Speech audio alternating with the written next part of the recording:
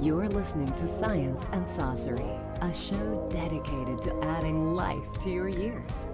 And now your hosts, registered dietitian Juliana Hever and scientist Ray Cronice.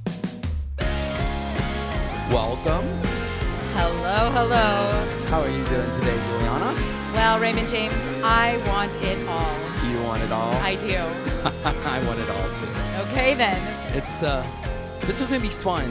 I think one of the things we can do with Science and Saucery is move out into some other areas. These conversations with interesting people, because all of our friends are interested in technology in various ways, and I think sometimes people don't recognize who people are outside of their public persona. And today's guest is going to be really fun for both of us. I just noticed your shirt. That's Yeah. so apropos. Yeah, I wish this was on video so everyone could I see. fanboyed a little bit to get in the mood. So Edwin McCain is just an amazing musician, an amazing writer, and I actually know the moment when I thought I'm going to have Edwin on Science and Saucery was when we were interviewing with Jessica and Brian on Crocs in the Kitchen, and he asked about music, and I threw out David Gray and Edwin McCain, and he called me on those two. And I thought, actually that would be a really interesting, different kind, because, there's lots of things involved in change, and Edwin represents some of those things. I hope we'll get into a lot of that today. Okay, I thought it was my idea because we listen to him all the time, and I thought I was set on it today. Brian and Jessica get the both vote thought there. about it. Yeah, All right. absolutely. So, well, we're both excited. yeah, we're excited. So let's bring in Edwin McCain. Edwin, welcome to Science and Saucery. Science and Saucery. I know. Why do we have the rock star on Science and Saucery? That's the question everybody's going to be asking. That's probably a pretty legitimate question, to be honest with you. Yeah, but you're a science geek at heart. Yeah, I probably, as it applies to me being the source of multiple combustion situations, yeah. You blow things up. Some You like to burn and destroy, right? Unintended combustion events. Yeah, probably. Yeah. Yeah. So, what's really interesting, and I know people may not immediately see this parallel, and maybe I'm making it up, but there is actually an interesting parallel in music and in science, in that over the last 20 years, over this time that you and I have come through in our respective careers, there's been sort of a democratization where there's no one to say no. I mean, you can be a scientist and you can publish, you can do things now without being part of a major institution. And you really lived through one of the really interesting times in music. I mean, from your perspective, have you seen how this change has allowed you to have this really incredible independent music career? I tell people all the time, man. I got to have my foot in two different eras. I was right at the very tail end of the old school, the payola cigar chomping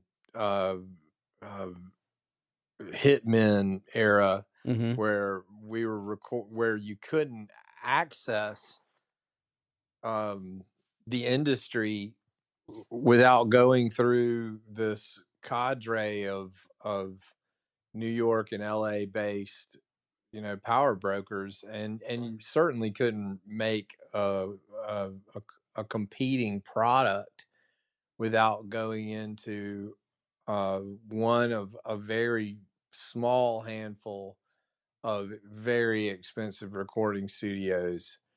And you couldn't access that equipment. The general public didn't have the resources to access a professional recording studio to be able to do an album that would be comparable. I mean, my first demo I did at a recording studio in Atlanta. And you know, I mean, I saved up for months to be able to do one song, you know, and then the first album I made, I think I had borrowed and scratched and saved about $10,000, and we made it at a recording studio in Augusta, Georgia. And it's still, you know, obviously it's not, it wasn't a competing product at that time. It was something that I could use to sell at my gigs. Um, but to be able to actually go in and record an album, you know, it was hundreds of thousands of dollars to be able to you know, go out into the open market. And then at that point, you know, the record companies had huge promotional budgets too, and you just couldn't do it. I mean, Yeah, and unless you had their, gatekeepers, radio yeah, station gatekeepers. You yeah, couldn't yeah. distribute. You couldn't get to the Yeah, people.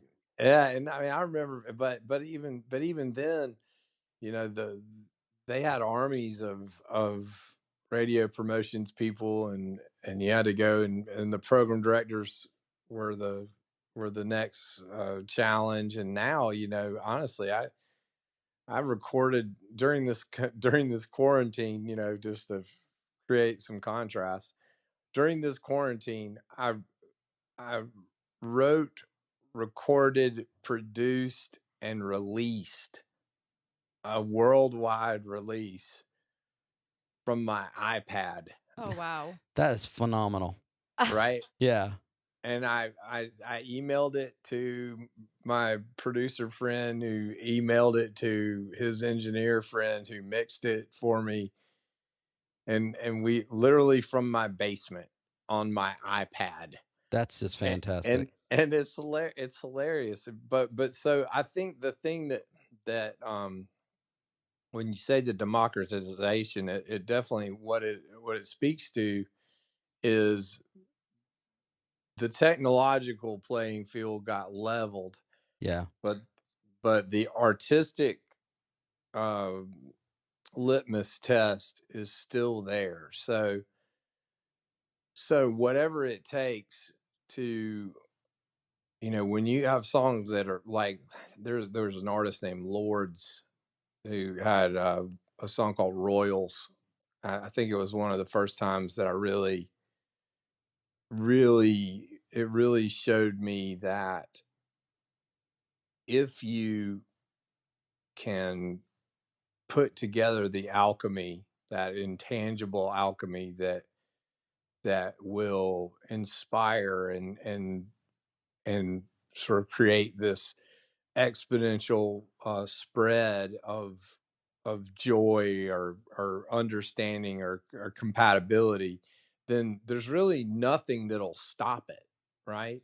This girl wrote this song, and I think she's either New Zealand or Australian or whatever it was, but on a laptop in her bedroom, and the next thing you know, it was an absolute worldwide Yeah. smash hit, and there was nothing that was going to stop it. I know. And And it's and and ideas in science are doing the same thing right now because right. you know it used to be that if you weren't like I was lucky because like you I started my career straddled. I was at NASA. I had the the gravitas of NASA behind what I was doing in science, and you would walk in, you had instant credibility, right? And then Right. when I left and came back, and gosh knows I never planned to be some weight loss or diet guru or health span guru, but when I started doing the science and started digging in, today with your phone or your iPad, you have access to more information than most powerful human being in the world did in 1990. And then the You success can is audience driven. right,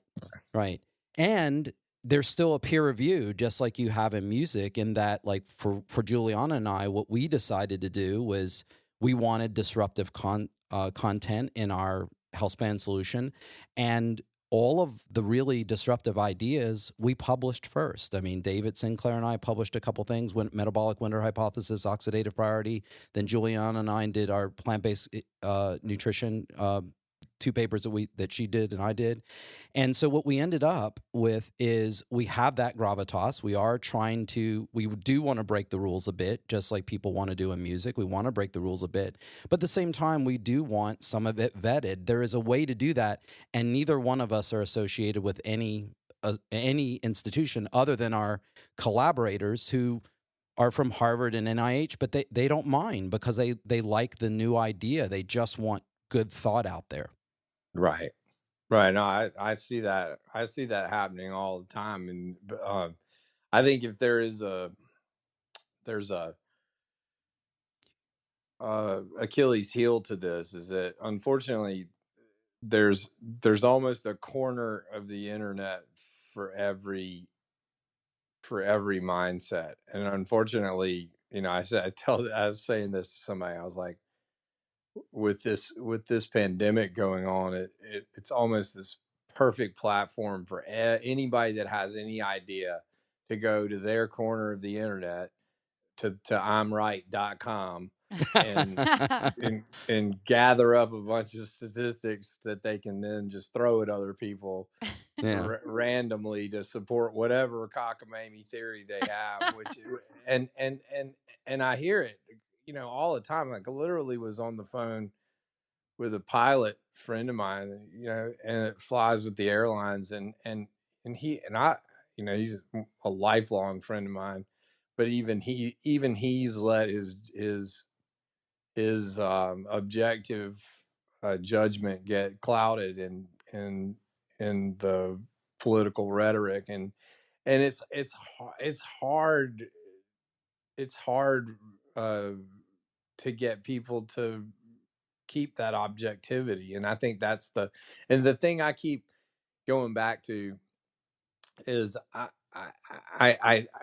mean, it was crucial what you said is peer reviewed, right? Mm-hmm. So the information being peer reviewed, information being vetted again and again, because real science does not fear vetting, right? It welcomes it. Exactly. It absolutely welcomes it, and welcomes the idea that anything that you throw out there has to is total.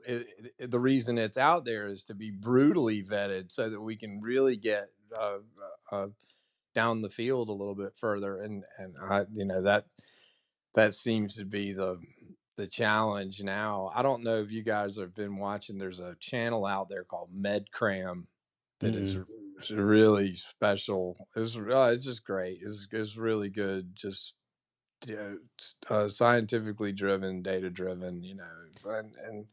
And the guy's an ER doc that's treating COVID patients, but he's also he basically takes you back to medical school every time he gives any explanation. So you can, and for people like me, you can understand the concepts, and he breaks it down to the molecular level, and that's that's important.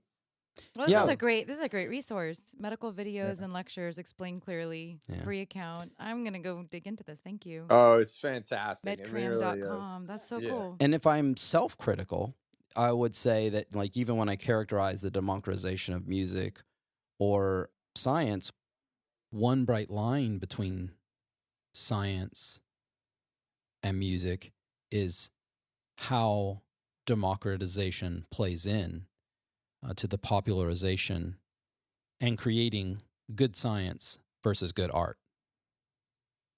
So if you think of arts and science being on a clock, with, say, one of them at 9 and the other one at 3, my brain got stuck between 11 and 1. And so I can go back and forth often between two different forms of creativity that seem very similar to me.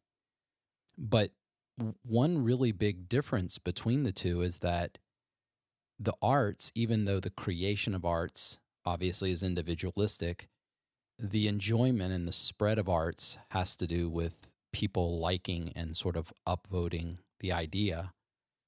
Whereas science is really not democratization in the same way.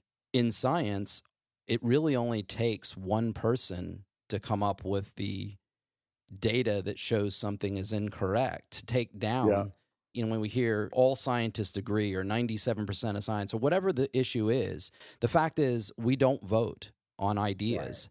Right. And yet music is propelled. And what's really interesting is it seems like on one hand, we use this voting to downvote things that are disruptive. On the other hand, we were using the system to keep the ideas where it is voted, right? Music is voted into popularity. We were just suppressing the access to it. And I just think there's a dichotomy between these two fields, but the internet and technology has sort of flattened the curve. People can't keep these ideas down. And I don't mind all the crazies out there saying crazy stuff. I really don't. I mean, if you're going to take your advice from somebody that's crazy, then that's the issue. But for me, I like the crazy ideas because, Warner von Braun said you're a crackpot till you hit the jackpot. And I know a lot of our ideas seem crazy to, if you will, the establishment. And I don't mind being a little anti-establishment. I love, think about music, the things that we look back as classics when we knew. I mean, I've sat down and talked to my son about what it was like when Van Halen first came out, that sound, or Cheap Trick, just sounds that were, Ramones, that were just completely different. And it's hard to get back to that point. How does that fit into what you've seen? So the difference was there was probably 7,000 albums released a year in the 80s. I mean, 7,000 viable commercial releases worldwide and across all genres. And now there's probably 7,000 a day. Whoa. I can't speak to the actual number, because I mean that would be impossible. But I think I may have undershot it. You know what I'm saying? Like there, like so many people releasing content. The content that is being released into the ether sphere, it grows exponentially. And I guess it almost makes it, to me, it makes it even more special when something rockets out of the mire and becomes a touchstone for everybody, because it must be the difference between what it was like to be a whale in the 1500s to being a whale today. I mean, there was nothing but clear sound. They could communicate clearly over 100, thousands of miles, and now it's just static, right? Yeah. It's just nonstop static out there in the world. And of course, I'm a late adopter of the social media thing. I mean, I'm, as much as as much as I hate to admit it, I'm kind of an introvert, and I don't really crave the attention. The idea of being an on-stage performer has always been kind of funny to me, because I tell people all the time, it's this weird collision of egocentricity and neediness, that occurs all at once. And then I have an aversion for the whole social media thing, but it's an absolute requirement in our business now. Mm-hmm. So I've waded into the fray. But the difference is that now every single person with a phone is the CEO of his own broadcasting enterprise. Yes. They're the CEO of their own content provider.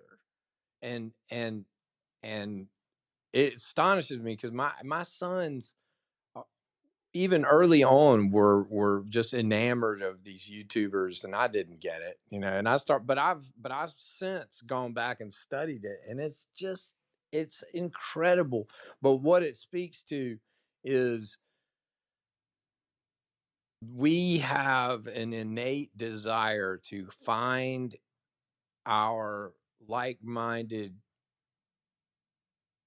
components, our like-minded tribe, and find our tribe leaders Mm-hmm. that will tell us what we need to know so we can be safe. It's a 100,000-year-old genetic instinct that we have Right. to go to people that we identify with, and then go to the older versions of that person, and that seem to have authority, and gather as much information as we can. And I think it's just some sort of function of the amygdala, some kind of safety mechanism. It's bizarre, because my one son has gravitated to his people, and my other son's gone to his, and my daughter's gone to hers. And it used to be that the parents were the we were the source of the information that kept them safe and gave them the information they needed about the world. And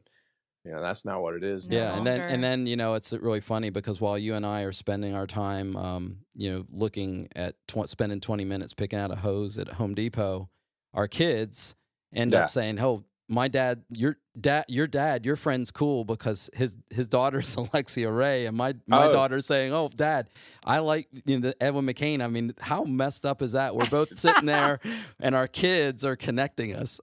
when you put Ben on the FaceTime chat with her, like, I've never seen him paralyzed with Tell them more of fame. the story there so they can get the backstory.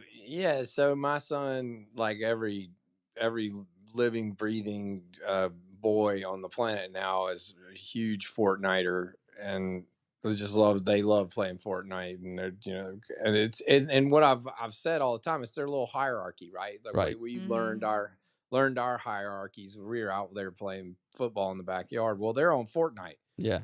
They're trash talking. They figure out yes. I have a Ben too, by the way, Edwin, who's also obsessed with Fortnite. Yeah, and I hear the dialogue that goes on. It's just a different format. Right. It's, instead of the football in the backyard, it's just Fortnite in the bedroom. So true.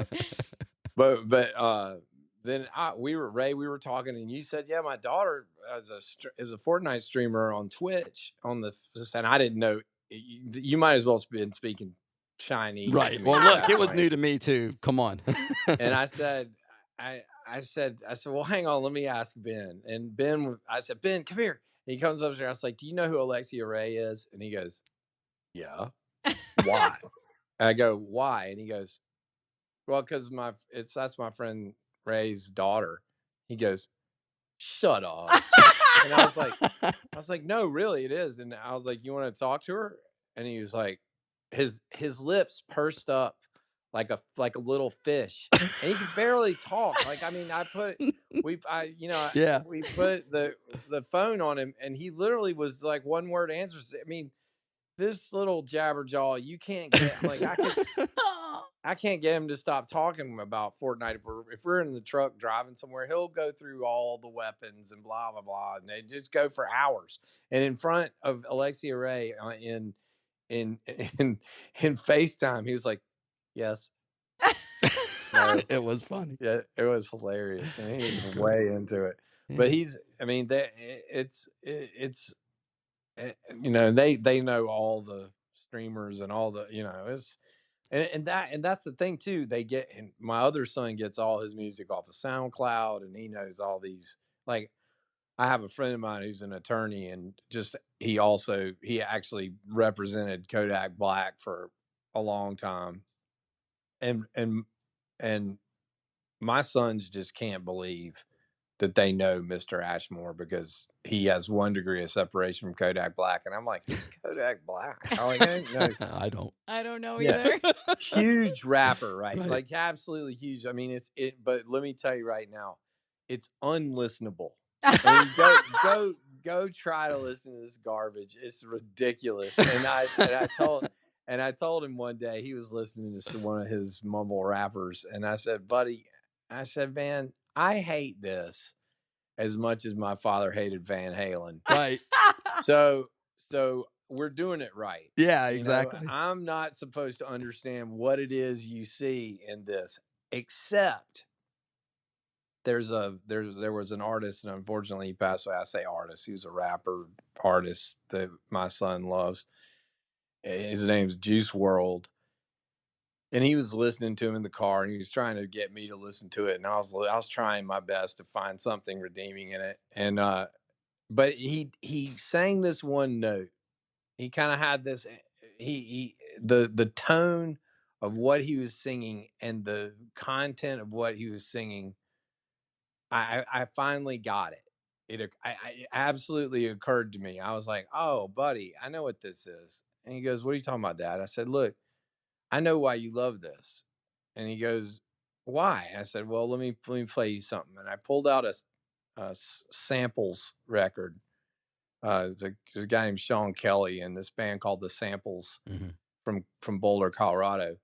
And what it is that they were both singing these kind of soaring plaintive notes, and what it speaks to is there's this larger world out there, and the adolescent mind is just craving novelty, right? And they're done with their surroundings. They know their tiny universe, and they're ready to go anywhere else, right?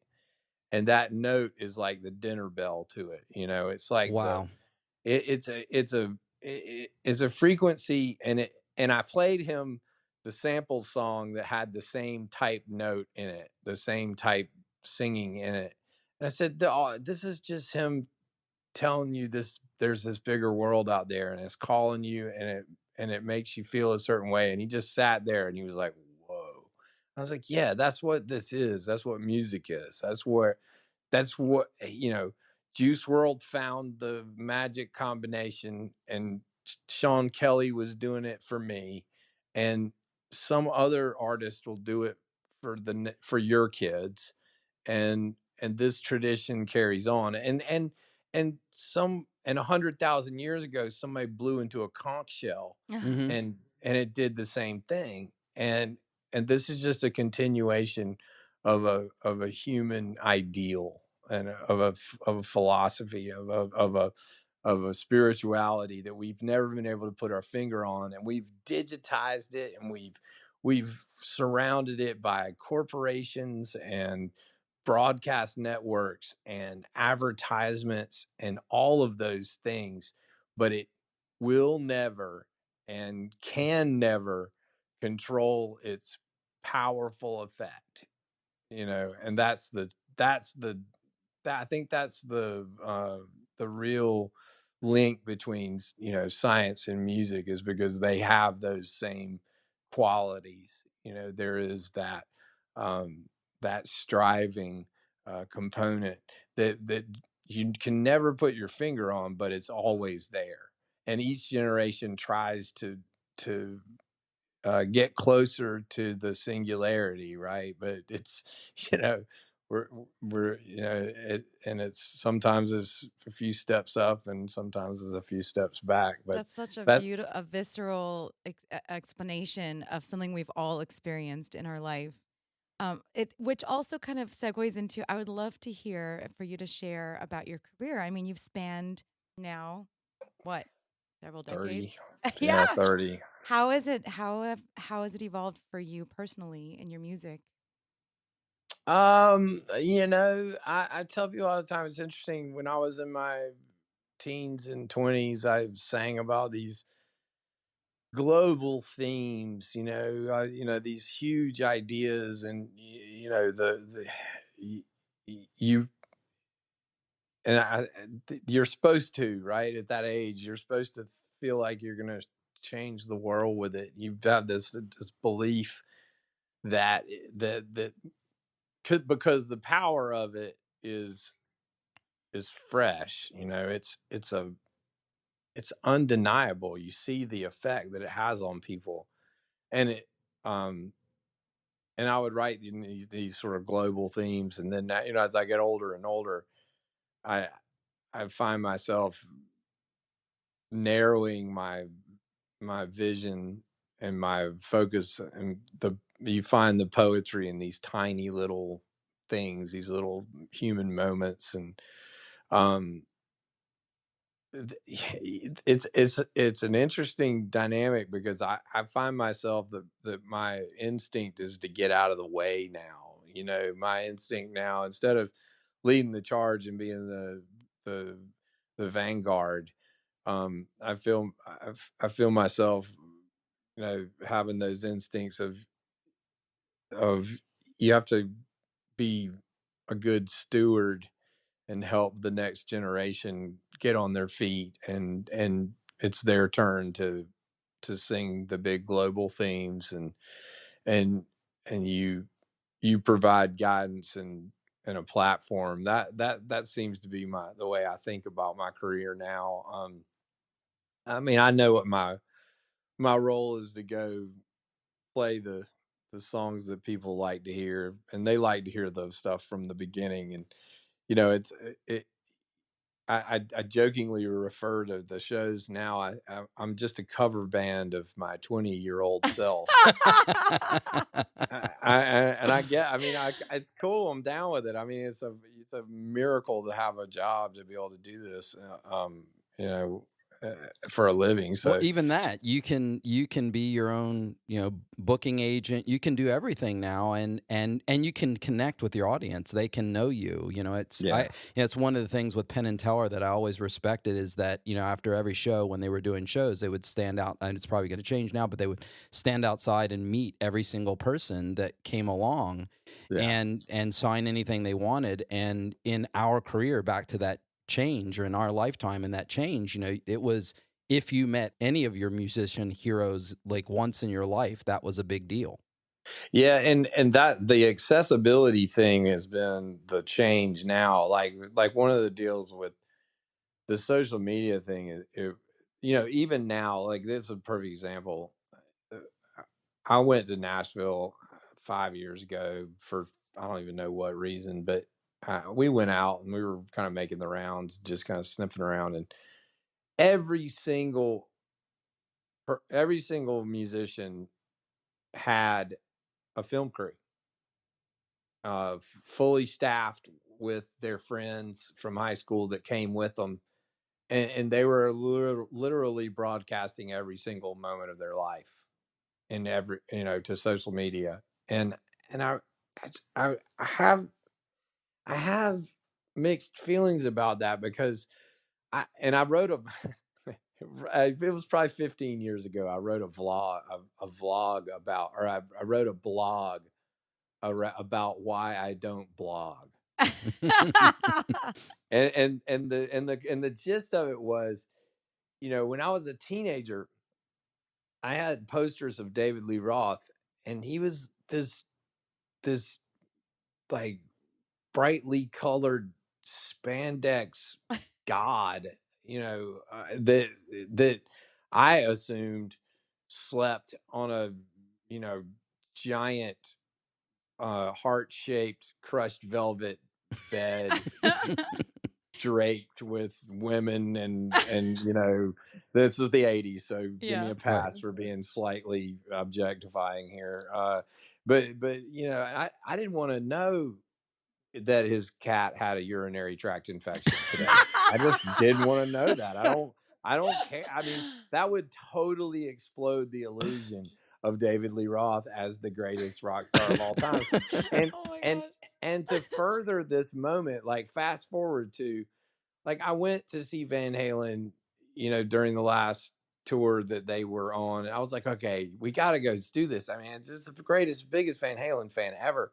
And halfway through the show, you know, the Diamond Dave that I once adored has really just become Crazy Uncle David. And he pulls up a video and starts showing videos of his Australian herding dogs. And look, I'm a huge fan of training dogs and all of those things, and blah blah blah blah. But not, Diamond Dave doesn't have Australian herding shepherds. Diamond Dave, rides a Harley to the strip club. I don't want to know this about you. It's just not cool. It's not, and that's one of the things I think that is the they're starting to rob the illusion, right? Like I loved the idea of the rock star illusion.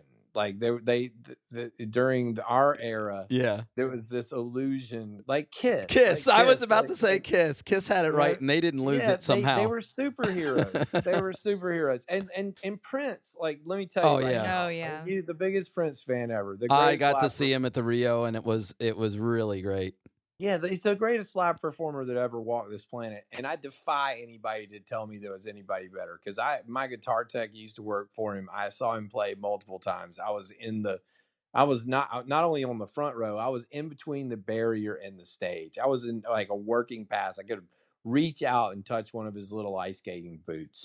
But I'm telling you, so I know what I'm talking about when I talk about Prince, and Prince understood how to create the illusion. He never showed his herding shepherd dogs. Yeah, Or, no, he wasn't on social media talking about like which brand of tooth whitening gel he was getting at the pharmacy. Just not doing that, right? And there's I respect that. I just absolutely I just love it. I think it's the greatest thing ever.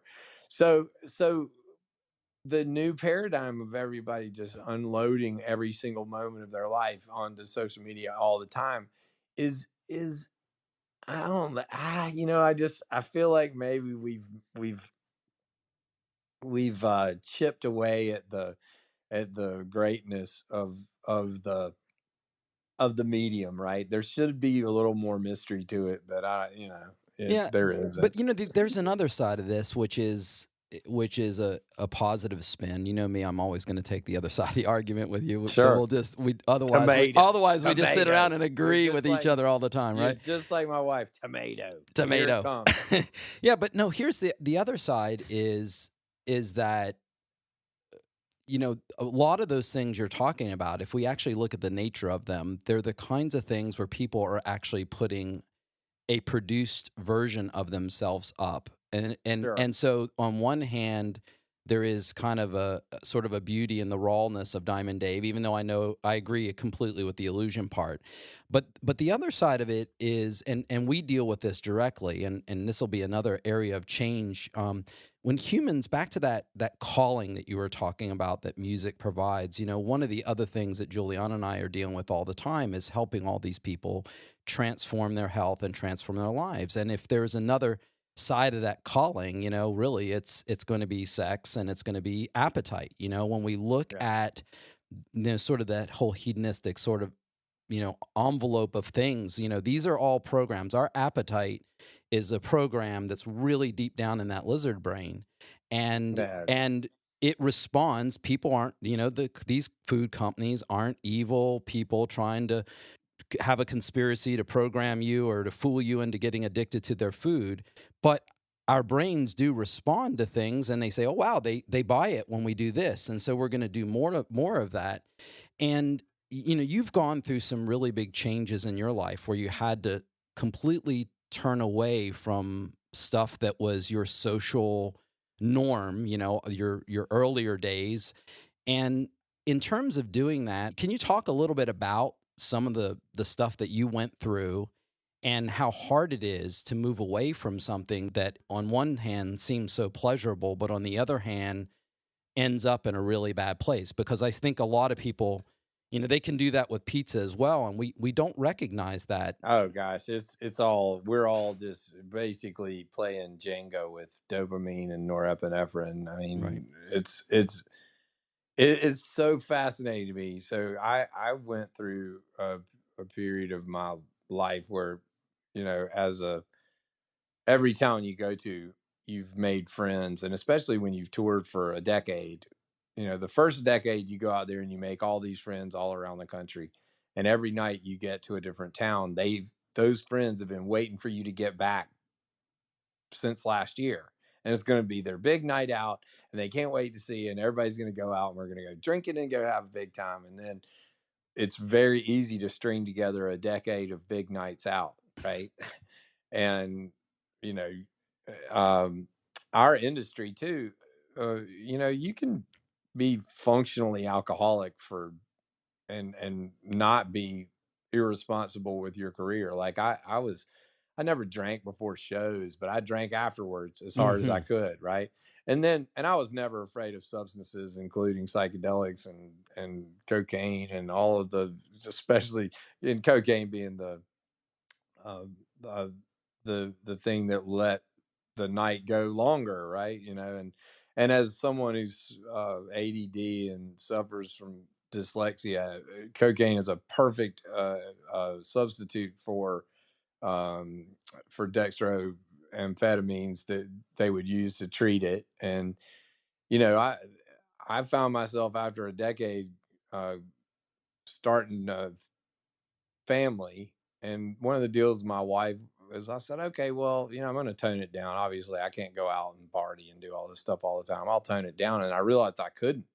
You know, all of a sudden I realized I wasn't in control of that decision, and and it and there's a moment where you realize that it's exactly out of your control. And I know exactly when that moment was, because I was making a record called Messenger, and they had a beer like a keg machine in the studio, like on tap. And I was like, well, I'm not drinking tonight because I got work to do tomorrow on the record. And I found myself drinking. And I remember going, that's weird. Like, like I had made a conscious determination that I wasn't going to have any beer tonight. And I was 5 beers in, 30 minutes later. And that was one of those, the moment where it was that line of demarcation where I'm clearly not driving when it comes to my behaviors. And I'm a huge fan of this uh, a professor named Robert Sapolsky, and he has a book out. I almost called it an album. He has a book out now called Behave. He has a book out now called Behave, that really examines the idea of free will. But in that moment, um, for me, was that moment where free will was fractured. And I think that any alcoholic or addict, if they're being totally honest, or anyone that's dealt with substance use disorder or eating disorder or any kind of behavioral disorder that ties into dopamine or norepinephrine or the parts of your brain, they'll tell you when they realize there was a schism, a split between control and loss of control. But the adaptation that we have as psychologically, we minimize, or we can explain it away. And I went through this process of of trying to regain control through all of the sort of internal psychological processes that every addict and alcoholic goes through. You know, the attempts to control, you put time limits on it, you you minimize it, you rationalize it. Everyone has the Hemingway defense. Oh well, Ernest Yep. Hemingway was creative and he was an alcoholic. Everybody goes through those that and you go through these phases where you just start to wear it. Like, okay, well, maybe I can't change it, so I'm just gonna own it, right? I'm gonna be that. And then that doesn't work because it's continually eroding away. And you're acutely aware of the stages that you're in, although even though you're not being honest with anyone around you. Internally, you're incredibly aware of how badly this is uh, progressing. And it's the idea of progression, because most people that go through this downward slide you can set your watch to it. It follows patterns that are so predictable that you know it, it's other people that have been through it can almost write the script, right? So I went through you go through a phase where I quit drinking. I abstained from from substances for like a year and a half. And then when I picked back up, it was like I had never stopped. Like the concept of progression was fully there, and I understood that. It, that if it was there, that there was no more arguing the fact, and it was all there. Like I hit every mark, and finally just got to the end of that, which is, and this is, and I'm not sure, I don't know that they've figured this out. There's a moment in a downward slope in the progression of alcoholism and addiction that you start to ideate. Suicidal ideation becomes a prevalent thought in your mind, because it comes in many forms. Like mine was sort of cloaked in this false altruism of, well, I can't stop this. And there's only one thing that's going to stop this. And it's becoming dangerous for other people, because I don't know, I can't 100% guarantee that I'm not going to get behind the wheel of a car. I can't 100% guarantee that I'm not going to do something that's going to Get in an endanger. airplane. Yeah. Well, I never flew like that. I got to be honest. I know, and I did fly hungover one time, but I had another pilot with me, and I'm rationalizing right now as I say that. But however, you never know what might have happened. That's the point. and that's true. There was always that. There was a bunch of bad outcome potentials that were growing in possibility, right? And so my ideation was like, okay, well, there's only one way that's going to stop this. One thing that's going to stop this. And like a lot of folks in that progression, I kind of hit that moment where I was like, there's got to be a better way. There's got to be another way to remedy this situation other than what I've got going, my best case scenario here. And so I looked into some long-term treatment options and found a place called Talbot in Atlanta that was sort of set up for people, for executives and doctors and lawyers and people that had to still be able to work some to maintain their careers, because I had too many people counting on me at that time to just go away, right? And so I checked into Talbot, and I stayed there for like 120 something days, and it was like it was like going to neurobiology school. Like they had a large focus, because it was mostly for doctors. It was originally set up as a treatment center for doctors and dentists. So their focus was primarily the biological aspect of what is happening to you, and showing you your patterns, and showing you everyone else's patterns, right? They had this program that was based on this mirror image concept, where you go in and you realize, very quickly, like for me, I realized I heard some 73-year-old dentist saying almost some exact same thing I had been saying, sort of minimizing my own experience. And I was like, well, wait a second. My story and his story should not sound this similar. Right. We shouldn't, we're clearly in some kind of pathological brain disease mode when we're both parroting the same language. And then you start to unravel it. And that's the part where you realize that it's all of these disciplines, especially when it comes to hunger and food, sex, drugs, shopping, video games, Gambling. gambling, whatever it is that gives you that soothing little shot of dopamine that you've been looking for, or norepinephrine that you've been using to cope with negative emotions, as opposed to using regular adult coping skills. When that's where the line gets crossed, right? When you start using these activities, substances, or whatever, to mask or or mediate negative emotions, that's somewhere excuse me, that's where the line gets blurry. That's where the free will line gets fractured, as far as I can tell.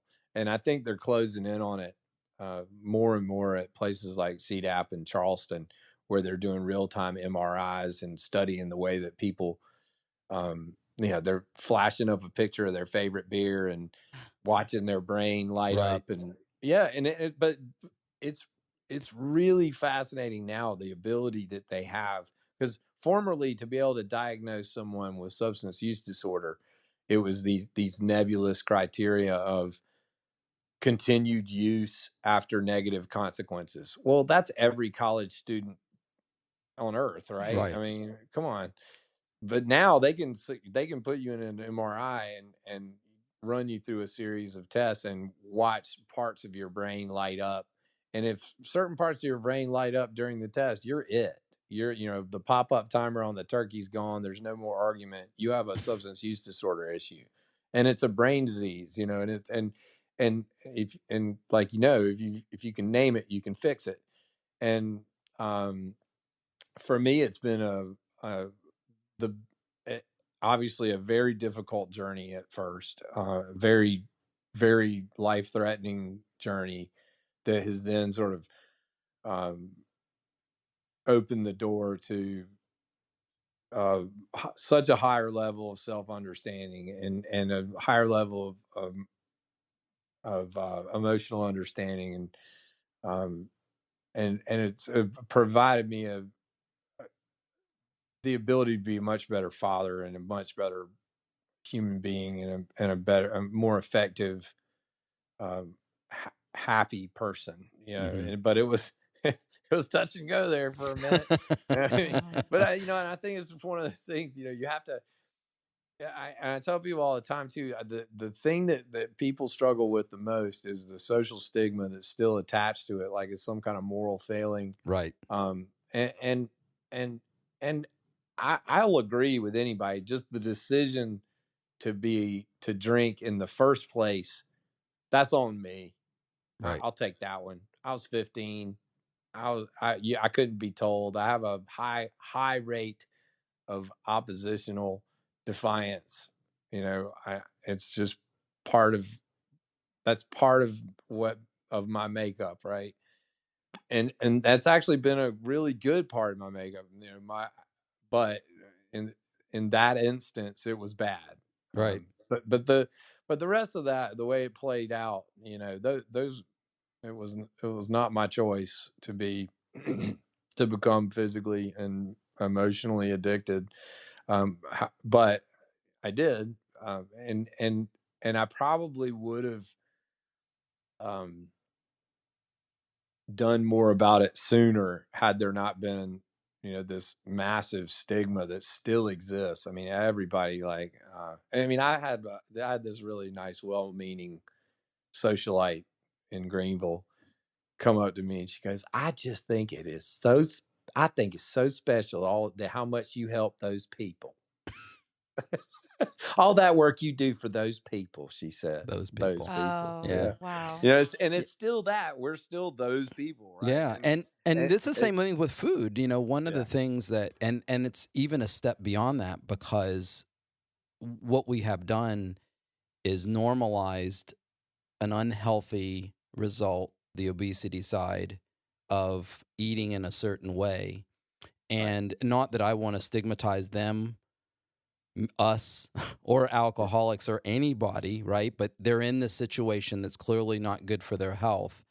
Yeah. And when Juliana and I are working with clients, you would be surprised at just how often they get almost finished. And this is objective Hamwi formula, normal biological weight, but to their people closest to them, they look emaciated, they look gaunt, and Yeah. they criticize them. They'll never say, "Hey, you're so Sure. fat, you should probably lay off the lattes," but they will absolutely say, "What are you doing? Where are you getting your protein?" All these questions. Yeah. Yeah.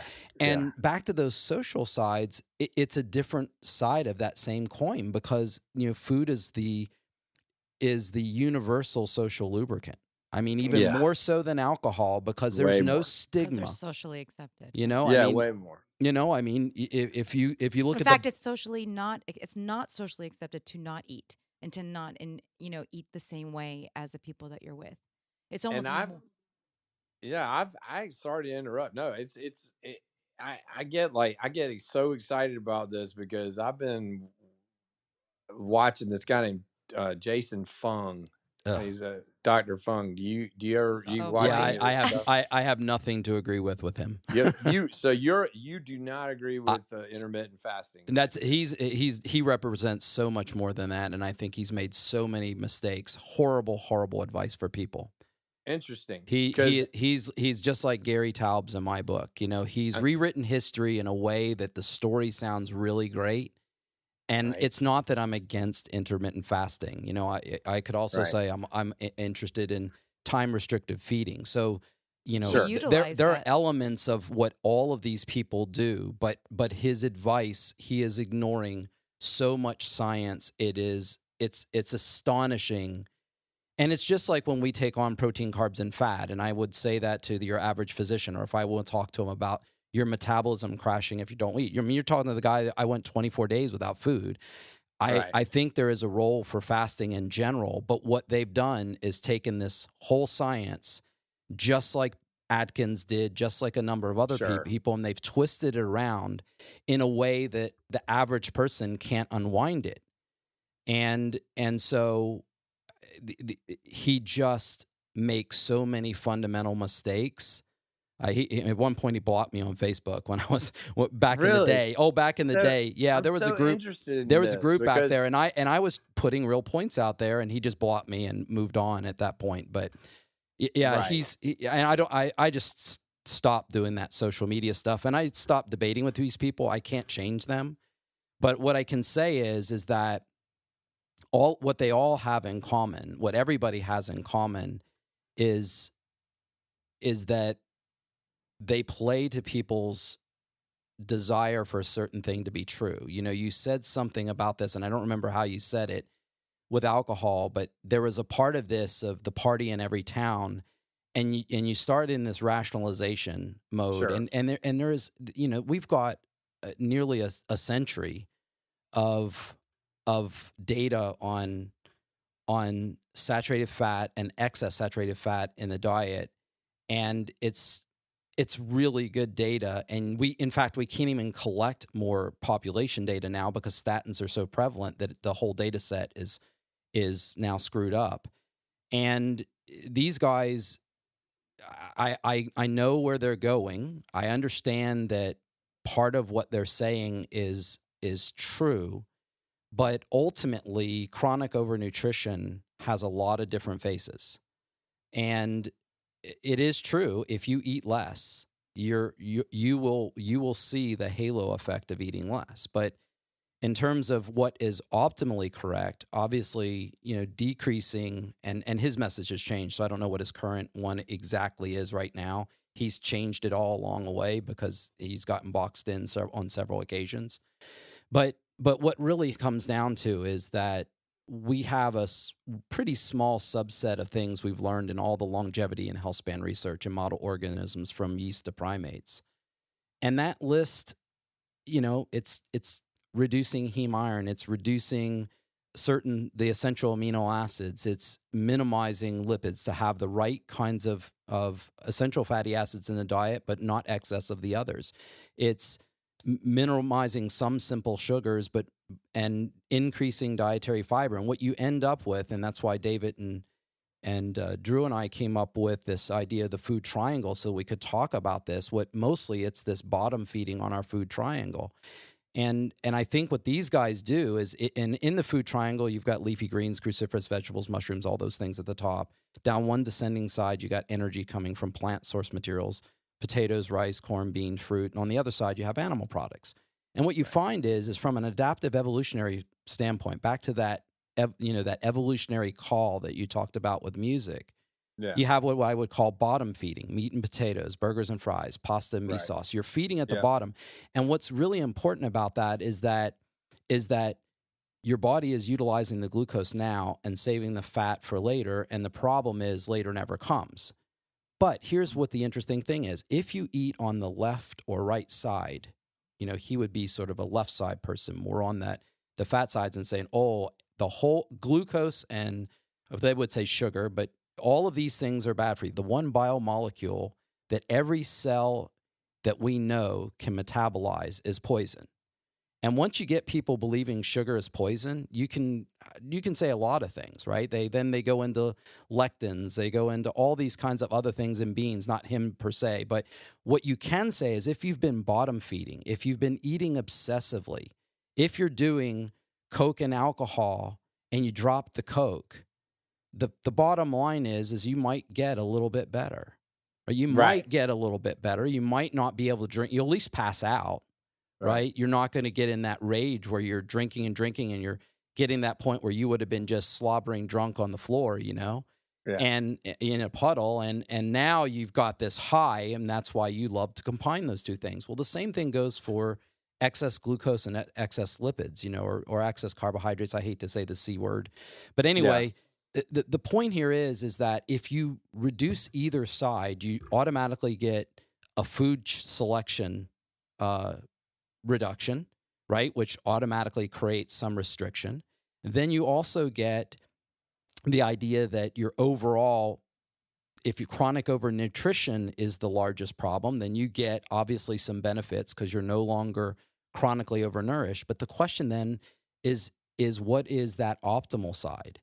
And unfortunately, while there are benefits, I mean, obviously eating less frequently, I normally eat once a day. But I don't call it intermittent fasting. In fact, back to that addictive problem, if you've got that app on your phone and you're constantly looking at yourself and saying, oh, I can eat in 7 minutes, I can eat 3 minutes. What you're doing is focusing on when you can eat. Right. And the whole day now comes looking at this damn app and saying when you do it. I know a lot of people love it. But the other side of that is what happens when you get to the freedom you have now, where you just say, okay, right now, if you said, hey, Ray, let's go. As long as I got water, I'm good for 30 days. Yeah. I don't have, and it's not that I hate food. I'm a foodie. I love food. We cook Juliana and I cook all the time.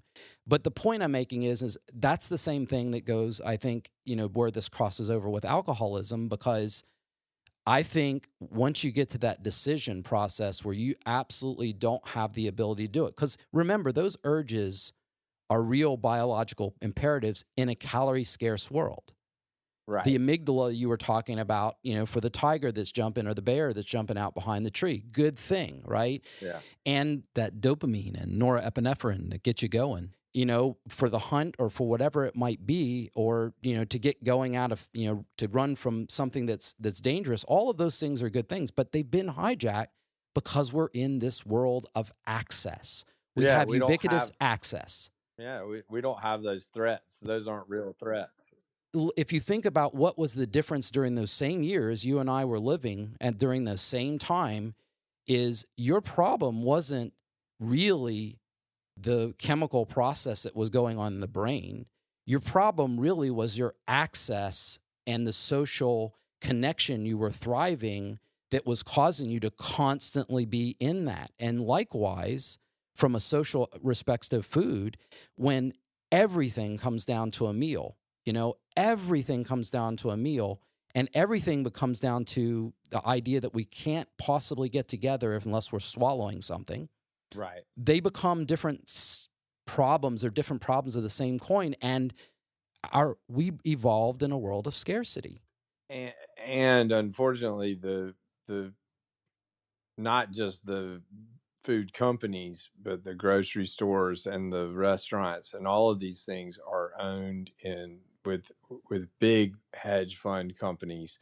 So and they just want to make money. I mean, they're and marketed. They're doing exactly what they set out to do, which is make money. It's all tied in, right? Right. So we're all tied into the thing. And the music industry, same thing. That's what they were doing. And now what we have, in terms of the free will you were talking about, one of the things that we have the ability to do, and I think you would say this about your social life, we say in diet is until the new diet is equally convenient, familiar, and enjoyable, you don't have a choice.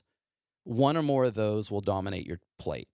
So the only way you're really going to have peace with your plate is if you really stay away from the old things long enough so that these new things can actually be exciting and good.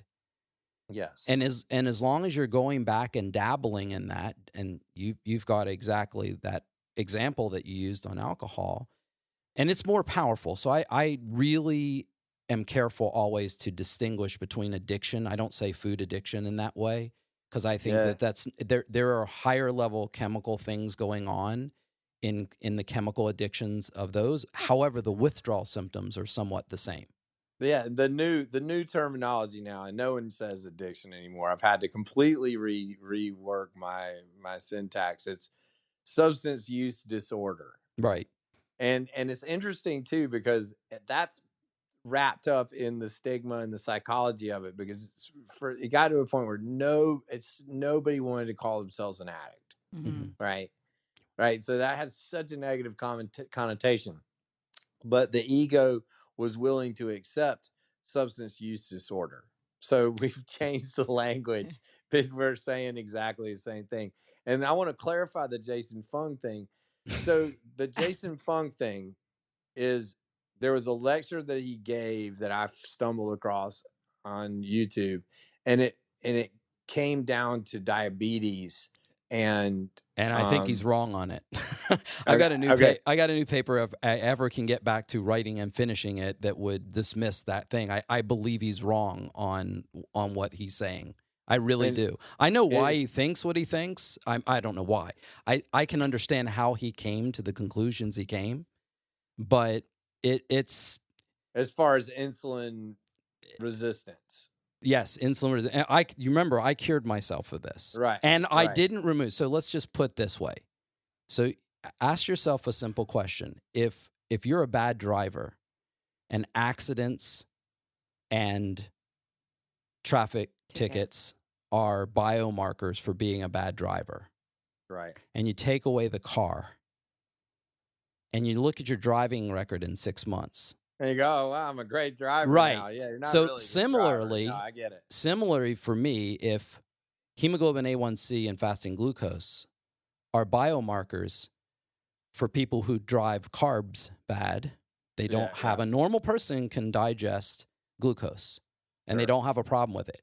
And you take those away and check those biomarkers in 6 months, what have you proven? Nothing. But if you're eating nothing but potatoes, rice, corns, beans, fruit, and your blood glucose normalizes in 20 days, ask yourself, how do you explain that with that worldview? And the answer is it doesn't explain it. I totally understand what you're saying. What I was getting at, and this is, so I watched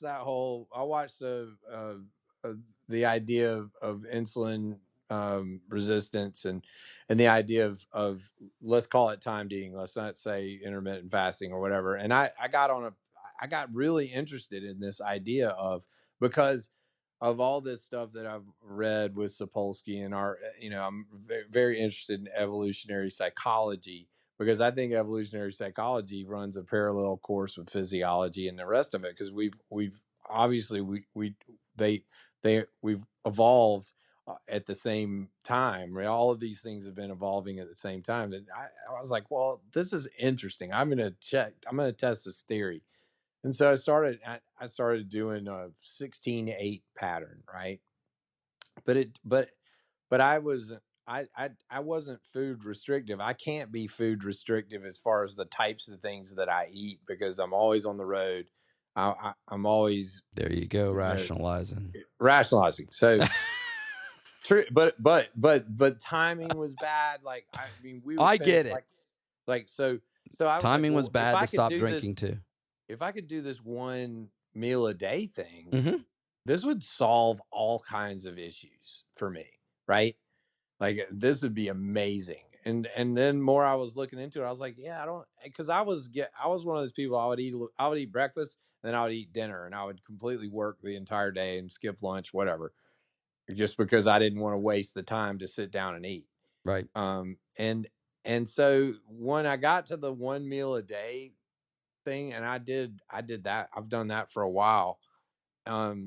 It was really transformative, and I get the idea that, physiologically we're supposed to switch back and forth between a glucose mode and a ketone mode, and that's sort of It's how not we're a made, ketone mode. See, this is where or he's whatever wrong. it is, Right. or whatever it is that fat, whatever. Here, let me just tell you this. Using stored fats. Here's How what I about can that? tell you is this: eating less frequently is about the extent that he gets it right. That's Right. it. Okay. Okay. So Well, that was my takeaway. right. That Well, was my that's good. takeaway. At least you took. I don't- See, I my that rock was it. star friend at least pulled out the nugget of wisdom there, and that part's good. But really, there's so much of this, Edwin, that Juliana and I have to deal with all the time. Well, And this is those little corners of what did you call it? IamRight.com. The IamRight.com. I love This that. is an example of one of them, and it's a shame because these people can't. Again, in nature, contradictions don't exist. Right. Right. I mean, you know, like when you're out there driving your beast machine, and you come up against a tree, and you can mulch it to toothpicks, but if you hit a rock, and you just keep going. I mean, it's not going to go through. It pretty much destroys rocks too. You're just power drunk. You're just power drunk now. I am. I hate to tell you that, but yeah, I have rock crusher teeth on it, and the only way I know I hit a rock is I see a puff of white smoke. Oh, that's wow. good. Yes, but you're exactly right. Eating less frequently is a really good thing, and it's a simple step people can make, and that social framework to always eat is very, very analogous to the social framework you had to drink after the show. Well, let me ask you this. So I did some 48-hour fasts. Yep. And there's a mental acuity that occurs. Absolutely.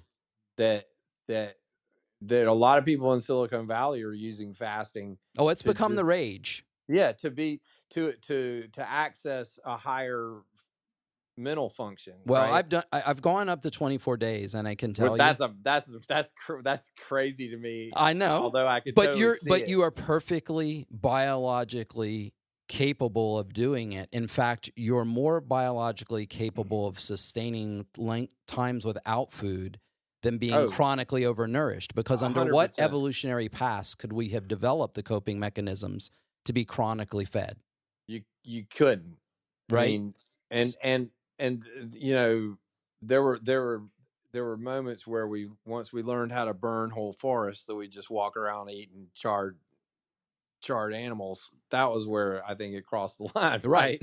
I mean, evolutionarily, but then there easily going days and days and days without food. That was the thing. But it is like going without alcohol. If you think of the withdrawal, irritability, lack of focus, all of those things, headache, all of these things that are withdrawal symptoms, that's where they cross over to the world that you know. And the problem is with food is that it's almost a deeper problem because we've normalized the behavior. It's very profitable for the medical industry. It's very profitable for the training and health and fitness industry, and it's very profitable for the food industry. So on all sides, and I don't think they're evil trying to make money doing those things. What I think is that unfortunately that goes into all the things that move us, and just where we started with all this, it goes back to that biological call. And I think that what we end up doing, you can't cognitively inhibit a biological urge forever. Eventually the urge wins. Oh, no, there's no doubt. And I'm in the middle of the experiment with my sons because they have the adolescent brain, and impulse control is next to impossible. Yes. Right. They're essentially almost the perfect vehicle for testing the substance use disorder behaviors, right? Because their brain is almost what my brain looked like after a decade of alcoholism. Your frontal cortex is kind of dark and shut down, and you're literally just midbrain is driving everything. They're almost exactly the same way, right? Just because they just haven't the frontal cortex hasn't finished baking yet. And so as a lever, the Xbox and the phone is that's the ultimate lever, because what you're doing is you're taking away their source of dopamine and norepinephrine, and they experience their withdrawals, and they complain and they grumble and and it's interesting, as much as I don't, I believe that awareness of it is the key. So I said to Ben the other day, he was coming off restrictions. I was like, you can go play now. And he literally, play now was still in a sound bubble He was in my there. mouth, right? He was jumping up off the couch, and I said, stop right there. See what you just did right there? I was like, this is the link between your ideation of it and your need for this, and how quickly you responded to be able to have access to it again. And these are the kinds of self-awareness, the self-awareness part of it, that you can learn now as it applies to Fortnite and some other thing that may not be catastrophically, may not affect your life catastrophically, but an opioid will, right? And if you catch yourself in the same modality, right, where you go, okay, I mean, I've been thinking about this all day, and I gotta go, okay, I gotta now get to do it. You know what I mean? And if you find yourself in this modality, you got problems. You got to be aware of it. You got to check that, and it runs the gamut. And I think that that's the self-awareness piece that I learned in treatment, that every single human being would be very well served having this access to this information, because most people walking around in the world today have an urge, have a thought, have a desire, and they just go, well, that's what I want to do, and that's what I'm doing. And they don't, there's no consideration to where that came from. Right. And it's so disconnected. And again, we do this with food because it's absolutely, it's just so easy. And what we I try ate to a Pop-Tart this morning. Oh. I'm falling on my sword confession. right now. I literally saw a box of Pop-Tarts, and I was like, wow, I'm gonna eat this, and I did.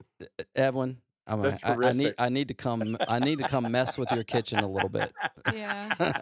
and play on that rock crusher. So Let me just tell you right now, I did not buy that. I did not buy the What Pop-Tarts. flavor? That brings back so many memories. Strawberry. Oh, yeah. Well, listen, it has been fun. This is What? great. What? I love this. Wait, strawberry and what? Strawberry. That's it. Strawberry. Oh. Did it have frosting or not? Yeah. Oh, of course it did. Yeah, of Oh course my it did. gosh. Anybody hated a Pop-Tart once you had it. Like mom came home with the Pop-Tart without the frosting. You're You're like, you've got the it's wrong like it was like one. cardboard, flavored cardboard, right? But I will say, as I ate that, I'm not kidding you. As I ate that, I visualized the Nabisco scientists in their lab coats figuring out the correct amount of preservatives to put in this concoction to make the toaster somehow have it turn out to be exactly crispy, and the whole, I was like, this went through hours, Major Hours. chemistry Hours. and physical experiments. I literally, I have to say, I was experiencing a flood of pleasure and remorse at the same moment. See, leave it to you to make a Pop-Tart a poetic moment. Right. Overwhelming. It was overwhelming. I sat there, and I was like, I'm so glad I'm by myself right now. No one's watching me. This is horrible. That's great. So Edwin, to bring this to a close, like, tell us what, are you enjoying kind of being, a little quieter now? Like, we all have to kind of be home a little bit, and it's been a challenge. That I love being with my kids, and we've enjoyed doing that. I'm at that weird nexus, I think, that everybody is, where I'm experiencing social distancing fatigue, where I want to get back out there and work. And the thing that's the biggest challenge is running into friends and you head towards them and you catch yourself at 6 Yes. feet. Trying to and you hug go, them and "Ah." yes. And everybody has that one weird moment where you realize that whether we want to admit it or not, we're kind of the enemy. We're all the enemy right now, unless you know what your status is, unless you know you've had it and you have antibodies, you're kind of potentially the enemy for someone else. And that feels bad. It's like, Yeah, it's yucky. you're right. And I want it to, but like I've told my kids, I was like, this is a really fascinating time. This will be the most interesting footnote, and we'll get through this. And it gives me a lot of time to be creative and try to. The only thing I've been trying my best to, just for the music thing, is I don't know when we're gonna be playing a show inside. Right. That's crazy. So crazy to think So about. It might be that. May of 2021. Wow. Yeah. And Is the so it means projection. you got to come back to Huntsville to Three Caves. Oh, I love the caves. That was a great, that was great gig. I know it was really good. Oh, we 'cause get you we could be need we need to outside get and them, and then socially we could all be distanced. outside, and we could have like inner tubes on us and make it into I a was bumper saying thing. the other day, sunlight apparently, as long as we're out in the sunlight. Yeah. do Vitamin this. D. Vitamin D. Do you Yeah. guys? There's a guy named John Campbell. I'll send you the links. The links where I'm gathering my corner of I'mRight.com. I'm gonna send you my corner of the internet of I'mRight.com, and There you can go. see, Awesome. you guys can vet it for me. But I want to continue the conversation moving forward about the intermittent. We will. or the 1 meal a day. We stuff. will get you. We'll give you another thing to try, and you can see how it works out. So it'll work I'm out. good. That's the good news about going through that whole thing, is that I can literally, I've trained my mind to where I can do these things and get empirical evidence. Like I've all in for I 5 love that. months. That's great. Well, we Yes. can't wait for you to get on the road and get to Yes. see you perform again. And Yes. for everybody out there, I guess since your foray into social media, go find Edwin McCain. Well, you've got Edwin.com is your Edwin. website, right? Yeah. Yeah, and I've been doing Facebook Live shows every Monday, Oh. raising money for different causes. And, Fantastic. so yeah, I'm doing that. Well, that's great. So, all right. Well, thank you so much for joining us today, thank and it was you. really a lot of fun. Let's do it again sometime. Definitely. Thank you, man. Take Yeah. care. Bye. He is so wise and poetic. I knew you'd love this. I You did. probably haven't seen his science side. No, that was fascinating. Thank you all so much for joining us on this leafy green path to good health. It's always the food. So remember, keep eating eating right. Thank you for listening to Science and Saucery. For more details about the content in today's show, or to contact Juliana and Ray, please visit us at healthspansolution.com.